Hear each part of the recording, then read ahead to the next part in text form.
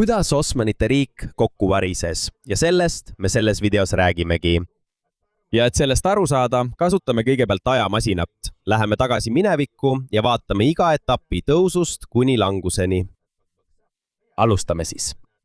1200-ndate lõpus valitsesid paljud väikesed kuningriigid erinevaid piirkondi praeguse Türgi aladel. Suur osa sellest piirkonnast oli Bütsantsi impeeriumi kontrolli all, kuid nad nõrgenesid järk-järgult ning samal ajal tõusis esile üks väike rühm, mida juhtis Osman. Ta oli Türgi juht, kes valitses väikest territooriumi Bütsantsi impeeriumi piiri lähedal. Ja tema nimest tulenebki sõna Osmanite ning arvatakse, et Osmanite riik sai alguse umbes aastal 1299. Kui Osman suri umbes 1323 või 1324 aastal, jätkasid tema poeg Orhan ja järgmised Osmanite valitsejad oma valduste laiendamist. Nad vallutasid palju Bütsantsi impeeriumi maid ja jõudsid ka Balkani poolsaarele Kagu-Euroopas. Kuid 1402 aastal oli kasvav Osmanite riik peaaegu kokku varisemas. Nad said lüüa Timuri, võimsa Kesk-Aasia valitseja, vägede poolt. Ankara lahingus vangistati Osmanite sultan Bayezid Ermine. Pärast Bayezidi, kes oli võimult kõrvaldatud vangistamist, hakkasid tema pojad omavahel võitlema selle üle, kes saab järgmiseks sultaniks. Osmanite riik oli mitu aastat segaduses, kuid lõpuks võitis Mehmed I oma vendade üle ja ühendas taas nende territooriumi. Osmanid tõusid taas ja jätkasid laienemist. Üks nende tähtsamaid sihtmärke oli Konstantinoopol. See oli Bütsantsi impeeriumi pealinn ja üks tähtsamaid linnu Euroopa ja Aasia vahel.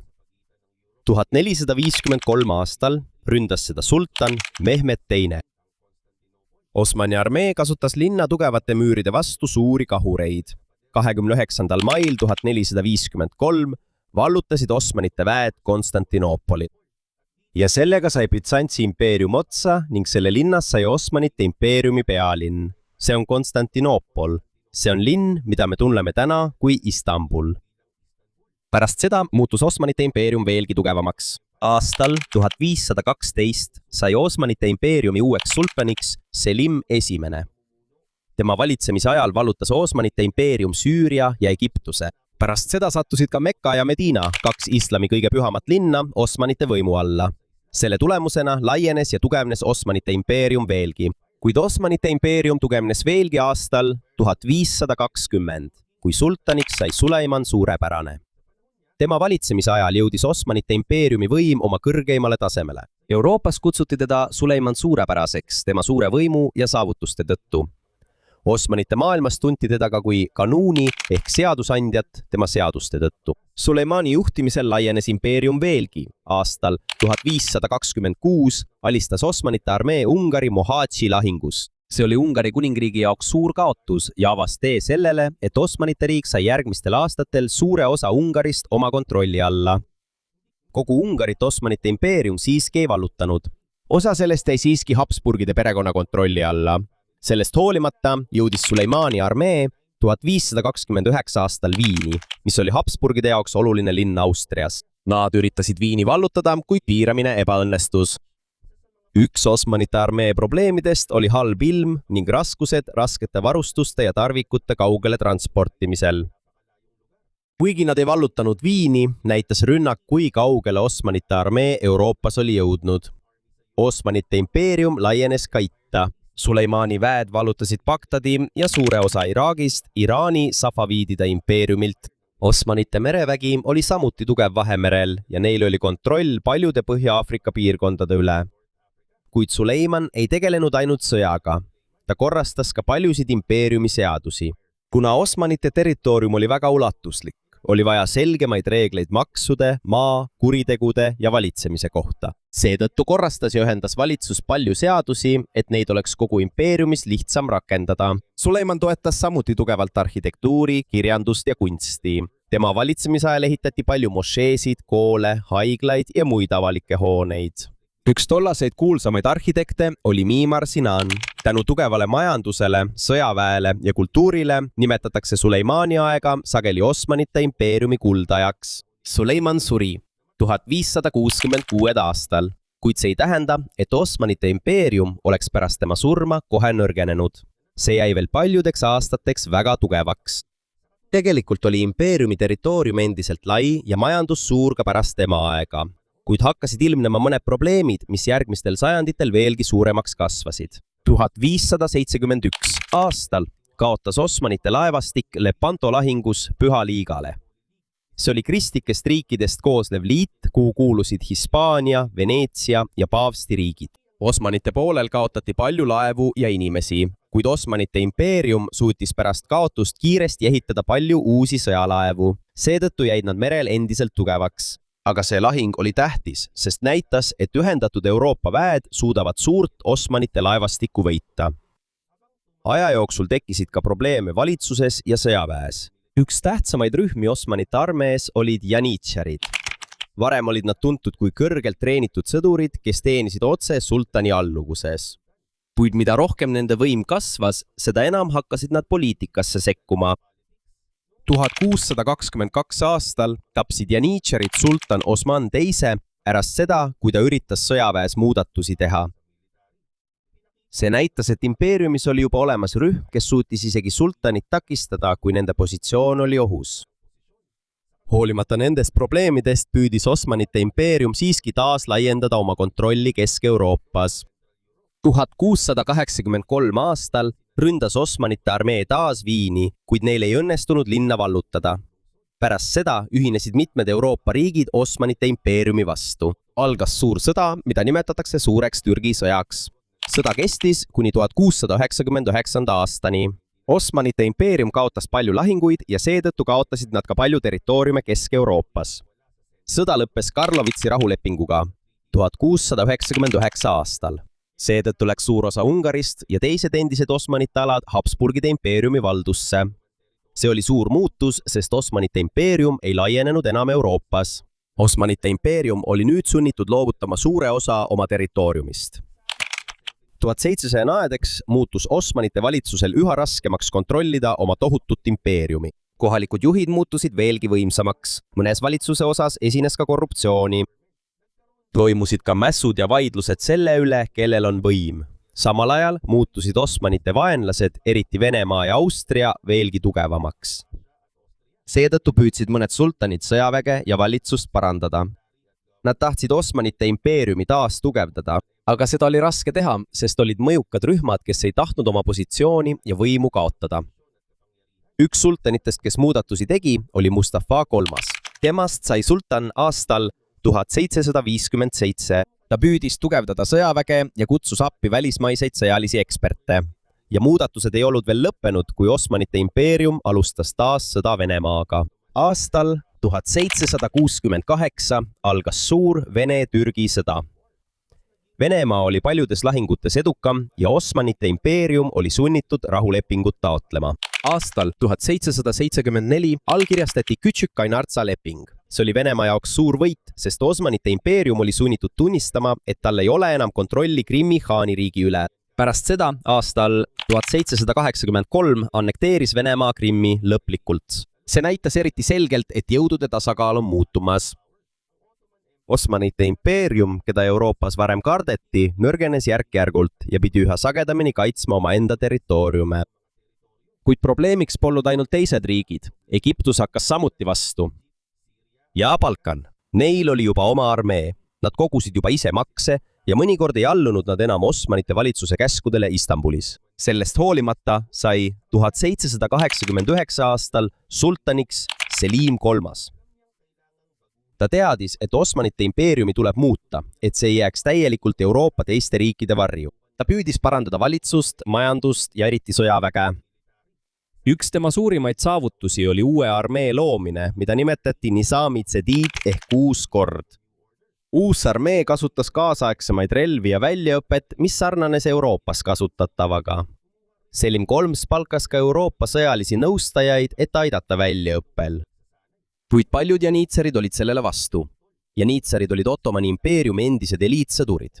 Nad kartsid, et kaotavad töö, raha ja võimu, kui uus armee tugevamaks muutub. Aastal 1807 puhkes janitsaride mäss. Ka teised, kes olid tema muudatuste vastu, ühinesid nendega. Selle tõttu oli Selim III sunnitud sultani kohalt tagasi astuma. Aasta hiljem tapeti ta. Samal ajal kui Osmanite valitsusel olid probleemid, hakkasid mõned Balkani piirkonnad iseseisvust nõudma. Aastal 1804 tõusid serblased Osmanite võimu vastu mässu. Nende võitlus kestis aastaid, kuni nad järk-järgult saavutasid omaenda valitsemise õiguse. Aastal 1821 puhkes mäss ka kreeklaste seas. Osmanite impeerium püüdis mässu maha suruda, kuid võitlus jätkus. Kuna Osmanite armee oli raskustes, palus sultan abi Muhammad Alilt, Egiptuse mõjukalt valitsejalt. Egiptus oli küll veel Osmanite impeeriumi osa, kuid peaaegu iseseisev. Siis saatis Egiptus oma armee ja oli peaaegu kreeklaste mässu maha surumas, kuid sekkusid Suurbritannia, Prantsusmaa ja Venemaa. Paljud inimesed Euroopas toetasid tol ajal kreeklaste iseseisvust. 1827 aastal alistasid Suurbritannia, Prantsusmaa ja Venemaa ühendatud mereväed Osmanite ja Egiptuse laevastiku Navarino lahingus. Pärast seda muutus Osmanite impeeriumil veelgi raskemaks Kreeka iseseisvuse takistamine. 18. sajandi 30. aastate alguses sai Kreekast iseseisev riik. See oli Osmanite impeeriumi jaoks taas suur kaotus. Kuid Osmanite valitsus ei loobunud katsetest impeeriumi parandada. 1839. aastal algas pikk reformide periood, mida nimetatakse tanzimatiks. Selle eesmärk oli muuta valitsus, sõjavägi, haridus ja õigussüsteem tõhusamaks ja kaasaegsemaks. Samuti püüti anda moslemi, kristlaste ja juudi alamatele impeeriumis seaduse ees võrdsem kaitse. Ehitati ka raudteid, telegraafiliine ja kaasaegseid sadamaid. Avati uusi koole ja viidi ellu muid projekte, et muuta Osmanite impeerium kaasaegsemaks. Aga need muudatused olid väga kallid. Osmanite valitsus võttis Euroopa pankadest suuri laene. Võlad kasvasid järjest suuremaks, samal ajal kui kulutused sõjaväele ja teistele projektidele jätkusid. 1850-ndatel oli veel üks suur probleem. Osmanite impeerium sõdis taas Venemaaga niinimetatud Krimmi sõjas. Seekord aitasid Osmanite impeeriumi Suurbritannia ja Prantsusmaa, sest nad ei tahtnud, et Venemaa liiga tugevaks muutuks. Venemaa kaotas, kuid oli selge, et Osmanite võidu üks peamisi põhjuseid oli Suurbritannia ja Prantsusmaa abi. Samal ajal kasvas impeeriumi võlg pidevalt. 1870-ndateks kulus suur osa Osmanite valitsuse tuludest juba võlgade tasumiseks. Aastal 1875 teatas Osmanite valitsus, et nad ei suuda enam oma võlgu täielikult tasuda. Kuna suur osa laenudest oli võetud Euroopast, hakkasid välismaised võlausaldajad Osmanite impeeriumi rahandusse rohkem sekkuma. Aastal 1881 loodi Osmanite avaliku võla administratsioon. Sellel organisatsioonil oli õigus koguda osa Osmanite maksudest, et maksta otse võlga välismaistele võlausaldajatele. See tähendas, et Osmanite valitsus kaotas osa kontrollist omaenda raha üle. Samal ajal jätkus ka territooriumide kaotus. Balkaanil puhkesid taas ülestõusud ja algas uus sõda Venemaa vastu. Selle tõttu kaotas Osmanite impeerium veelgi rohkem territooriume, kuid impeerium ei langenud kohe. See kestis kuni 20. sajandi alguseni. Viimane suur tagasilöök saabus Esimese maailmasõja ajal. 1914 aastal liitus Osmanite impeerium sõjaga Saksamaa ja tema liitlaste poolel. Nende pool kaotas 1918. aastal. Pärast sõda okupeerisid ja jagasid võitnud riigid paljud endised Osmanite alad. Osmanite sultanaat kaotati lõplikult 1922 aastal. Aasta hiljem asutati Türgi Vabariik. Siin lõppes üle 600 aasta kestnud Osmanite valitsemise ajalugu. Kuid üks suur küsimus jääb. Millal Osmanite impeerium tegelikult nõrgenema hakkas? Varem öeldi tavaliselt, et allakäik algas kohe pärast Suleiman Suure surma 1566. aastal. Aga paljud tänapäeva ajaloolased ei näe seda enam nii lihtsalt. Osmanite impeerium jäi tugevaks veel üle sajandi pärast Suleimani valitsemist. See suutis isegi korraldada suuri sõjalisi kampaaniaid ja üritas Viini taas vallutada 1683 aastal. Seetõttu on mõne ajaloolase jaoks selgem, et suur langus algas pärast suurt Türgi sõda ja Karlovitsi rahulepingut 1600. aastate lõpus. Ja siin me nüüd oleme. Suur küsimus on nüüd, miks Osmanite impeerium ei suutnud täielikult taastuda, kuigi nad mitu korda üritasid muutuda. Üks põhjustest oli sõjavägi. Algusaegadel oli Osmanite armee üks suurimaid tugevusi nende suurtükkide kasutamine. Võimsad kahurid olid suureks abiks, kui nad vallutasid Konstantinoopoli aastal 420. Aga aja jooksul õppisid ka Euroopa riigid. Nende kahurid, relvad ja võitlusviisid muutusid paremaks. Eurooplased tegid ka väiksemaid kahureid, mida oli lihtsam lahinguväljal liigutada. Euroopa kindlused muutusid samuti paremaks, nende müürid olid paksemad ja madalamad, mistõttu oli neid kahuritega raskem purustada. Sama juhtus ka janitsaridega. Alguses olid janitsarid ühed parimad sõdurid Osmanite impeeriumis. Varem värvati palju janitsare Balkani piirkollast. Poisse värvati Devshirme nimelise süsteemi kaudu. Neid koolitati ja neist said Osmanite impeeriumi sõdurid või riigiametnikud. Need, kes valiti janitsarideks, said range sõjalise väljaõppe. Kuna nad harjutasid regulaarselt ja töötasid otse sultani heaks, said neist Osmanite armee väga võimas osa. Sel ajal, kui enamikul teistel riikidel polnud suurt alalist armeed, oli väljaõppinud janitsaride olemasolu suur eelis. Kuid aja jooksul janitsarid muutusid. Nende liikmete arv kasvas ja kunagine range värbamissüsteem muutus lõdvemaks. Paljud neist hakkasid tegelema ka muude äridega ning said poliitikas suurema rolli. Kui teised Euroopa riigid hakkasid looma moodsamaid armeesid, muutus janitsaride muutmine raskeks. Paljud janitsarid olid reformide vastu, sest nad võisid kaotada oma töö, sissetuleku ja võimu. Seega sai rühmast, mis kunagi aitas Osmanite impeeriumi tugevdada, üks suurimaid takistusi sõjaväe muutmisel. Oleme seda juba näinud Selim III puhul, kui ta lõi uue moodsa armee. Janitsarid mässasid ja ta kaotas võimu, kuid sellega probleemid ei lõppenud. Järgmine sultan, Mahmud II, uskus, et ta ei suuda sõjaväge korda teha, kuni janitsarid on nii võimsad. Seetõttu valmistas ta ette uue, endale lojaalse väe. Aastal 1826 mässasid janitsarid taas, kui Mahmud II üritas sõjaväge muuta. Seekord oli sultan valmis. Mahmud II käskis oma sõduritel janitsaride vastu võidelda. Paljud tapeti, vangistati või aeti minema. Pärast seda saadeti janitsaride korpus lõplikult laiali. Seda sündmust nimetatakse heaendeliseks sündmuseks. Pärast janitsaride kadumist lõi Mahmud II uue armee, mis kasutas võimsamaid relvi. Sellel oli kaasaegne väljaõpe ja organisatsioon.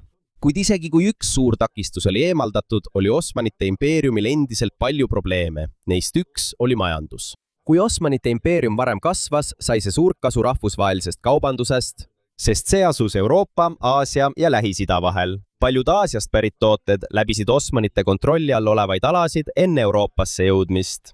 Kuid 1400. aastate lõpus, 16. sajandil, Euroopa maadeavastajad leidsid uusi mereteid Aasiasse. 1498 aastal jõudis Vasco da Gama Portugalist Indiasse, purjetades ümber Lõuna-Aafrika. Selle tõttu said Euroopa kaupmehed nüüd otse laevadega India ookeanile.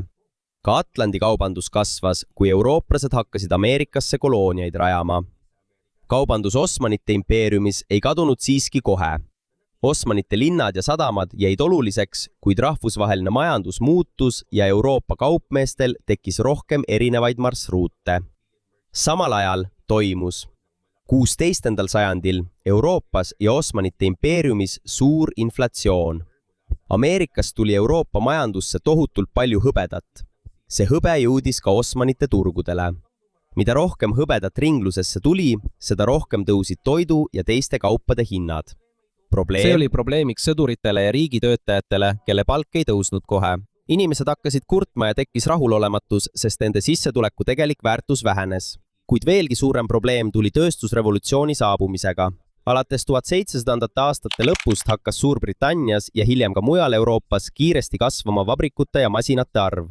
Kangast hakati tootma palju kiiremini ning industrialiseerunud riigid hakkasid tootma palju rohkem relvi ja muid tooteid. Nad ehitasid ka rohkem raudteid, aurulaevu ja kaasaegset sõjaväevarustust. Ka Osmanite valitsus püüdis 1800 aastatel rajada kaasaegseid vabrikuid. Nad tõid Euroopast masinaid ja oskustöölisi. Seega ei ole tõsi, et Osmanite impeerium ei teinud industrialiseerimise nimel üldse midagi, kuid nende tööstuslik kasv oli väiksem ja aeglasem kui Suurbritannias, Prantsusmaa ja Saksamaa. Suur osa Osmanite impeeriumi inimestest jäi tööle põllumajandusse ja traditsiooniliste käsitööde juurde. Samal ajal väga palju odavaid tooteid industrialiseeritud Euroopast hakkas jõudma Osmanite turule. Mõnel kohalikel käsitöölisel oli raske konkureerida, sest suured Euroopa vabrikud suutsid toota kiiremini ja odavamalt. Osmanite linnades olid ka gildid.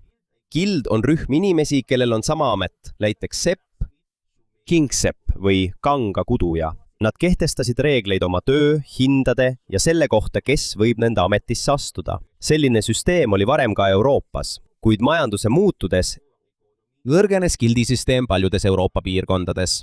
Osmanite impeeriumis jäid paljud gildid kauemaks oluliseks. Mõnikord kaitsesid nad traditsioonilist äri uue konkurentsi eest. Selle tõttu oli uutel ettevõtetel ja uutel tootmisviisidel mõnikord raskem turule siseneda. Kuid gildid polnud ainus põhjus, miks Osmanite industrialiseerimine maha jäi. Paljud probleemid mõjutasid seda samaaegselt. Oli ka juhtimisprobleeme. Kuna Osmanite impeerium oli väga suur, polnud sultanil lihtne iga provintsi kontrollida. Kui keskvalitsus nõrgenes, mõned kohalikud juhid said endale isikliku armee ja oma maksukogumise süsteemi. Oli ka süsteem, kus valitsus andis kellelegi teatud aastateks õiguse koguda maksusid mingis piirkonnas. Nad maksid esmalt valitsusele ja siis kogusid ise raha elanikelt. Probleem oli selles, mõned maksukogujad nõudsid rohkem raha, et ise rohkem teenida. See põhjustas korruptsiooni ja inimeste pahameelt. Probleeme oli ka uue sultani valimisega. Järgmine valitseja ei olnud alati automaatselt vanim poeg. Varem sultani pojad võisid trooni pärast võidelda. Seetõttu juhtus, et vennad võitlesid pärast isa surma omavahel. Kodusõja vältimiseks Mehmet teisne ajal lubati uuel sultanil tappa oma vennad, kes võisid talle vastu hakata. See süsteem oli väga julm. Hiljem muudeti seda. Selle asemel, et teised printsid tappa, oli aeg, millal pandi palee eraldatud ossa, mida nimetati kafeesiks. Seal võisid nad aastaid oodata, kas neist saab sultan. See vähendas vendade tapmist, kuid tõi kaasa uue probleemi. Mõned printsid said sultaniks peaaegu ilma sõjalise või valitsemiskogemuseta. Seetõttu vahel inimene, kes pidi äkitselt juhtima tohutut impeeriumi, oli tegelikust poliitikast ja valitsemisest kaua eemal olnud. Palees toimus ka äge võimuvõitlus. Seal olid kuningliku perekonna liikmed, valitsusametnikud, sõjaväejuhid ja teised mõjukad inimesed, kes soovisid sultani üle mõjuvõimu saada. Mõned kuningliku perekonna naised said poliitikas väga võimsaks. Üks tuntumaid oli Kersim Sultan 17. sajandil. Tema mõju oli suur, kui tema poeg ja lapselaps valitsesid. Kuid palee poliitika ei ole lihtne põhjus, miks Osmanite impeerium langes. Paljudel suurriikidel tol ajal oli samuti korruptsiooni ja võimuvõitlust. Suurem probleem tekkis siis, kui Osmanite vaenlased hakkasid samaaegselt tugevnema. Venemaa tugevnes, Austria tugevnes, Suurbritannia ja Prantsusmaa said rikkamaks ja industrialiseerusid. Nende armee muutus tugevamaks, mõrivägi, relvad ja majandus. Samal ajal Osmani impeerium pidi kaitsma oma tohutut territooriumi Balkanitest kuni Lähis-Ida ja Põhja-Aafrikani. Seetõttu vajas iga suur sõda tohutult palju raha ja väga palju sõdureid. Kui nad kaotasid territooriumi ja maksutulu. Kui valitsuse tulud vähenesid, oli raskem sõjaväge rahastada. Kui sõjavägi nõrgenes, oli jälle lihtsam territooriumi kaotada. See muutus nagu tsükliks. Kaotus sõjas, territooriumi kaotus, tulu vähenemine, suuremad probleemid sõjaväes ja siis jälle uus kaotus. Ottomaani valitseja püüdsid seda tsüklit katkestada. Mahmud II kaotas janitšarid. Viidi läbi Tansimati reformid, avati kaasaegseid koole, ehitati raudteid ja telegraafe, loodi uusi seadusi ja korrastati valitsust. Seega ei ole õige arvata, et Osmanite impeerium lihtsalt keeldus muutustest. 1800-ndatel toimus suur moderniseerimine. Probleem oli aga selles, Euroopas toimusid muutused samuti väga kiiresti ja Ottomani impeeriumil tuli korraga lahendada väga palju probleeme. Kui nad püüdsid järele jõuda, kasvas välisvõlg, suurenesid rahvuslikud ülestõusud ning surve Venemaalt ja teistelt Euroopa suurriikidelt jätkus. Seetõttu on väga oluline mõista, et Osmanite impeerium ei langenud ühe sultani pärast. See ei olnud tingitud ühest kaotusest või ühest valest otsusest. Impeerium ei ärganud ka ühel hommikul lihtsalt nõrgana. See juhtus väga aeglaselt, pika aja jooksul. Isegi mõistet allakäik arutavad ajaloolased siiani. Suleimani järel olid ajad, mil Osmanite impeeriumi majandus ja valitsus olid endiselt tugevad. Seetõttu eelistavad paljud ajaloolased vaadelda mõningaid selle ajalooperioode kui muutuste ja kohanemise aega, mitte lihtsalt pidevat langust. Kuid 18. sajandi lõpus ja 19. sajandil olid probleemid juba selgemad. Teised riigid tugevnesid kiiremini, Osmanite tohutut territooriumi oli üha raskem kontrollida, suur osa majandusest jäi Lääne-Euroopa tööstusliku kasvu suhtes maha ning iga ülestõus ja sõda nõrgestas impeeriumi veelgi. Nii jõudis kunagine Osmanite impeerium, mis suutis saata tohutu armee kuni Viini, punkti, kus ta pidi juba teiste Euroopa suurriikide käest abi paluma, et end kaitsta. Küsimus ei olnud enam selles, kas nad suudavad Euroopat vallutada, vaid selles, kui kaua Osmanite impeerium veel vastu peab. Ja kui saabus esimene maailmasõda, ei suutnud impeerium enam uut suurt sõda üle elada. Pärast enam kui 600 aastat Osmanite võimu ei ole selle languslugu impeeriumist, mis äkitselt nõrgaks muutus. See on lugu tohutust impeeriumist, millel oli raske sammu pidada ajal, mil sõjavägi kiiresti muutus. Majandus, tehnoloogia ja maailmapoliitika.